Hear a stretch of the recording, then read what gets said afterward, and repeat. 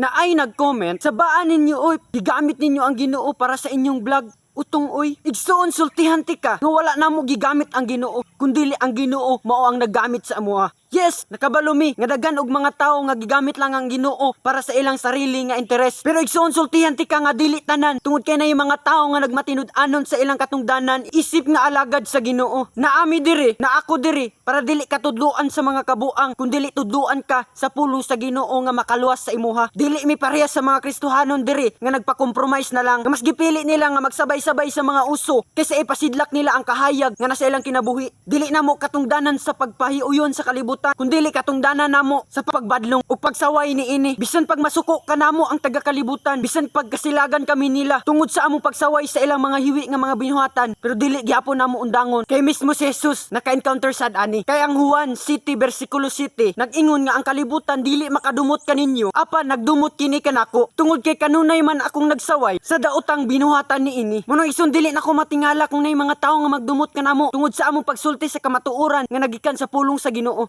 Tungod kay tinuod yun ang giingon ni Jesus nga kung imo sawayon ang mga buhat sa kalibutan, ila gyud kang dumtan. Pero dili gid ko muundang igsuon kay ang Filipos 1:20 nag-ingon nga ang dako kong tinguha nga dili gayud nako pakyason ang pagtuman sa akong katungdanan, magmaisugon hinuon ako sa tanang panahon aron makapasidungog ako kang Kristo, buhi man ako o patay.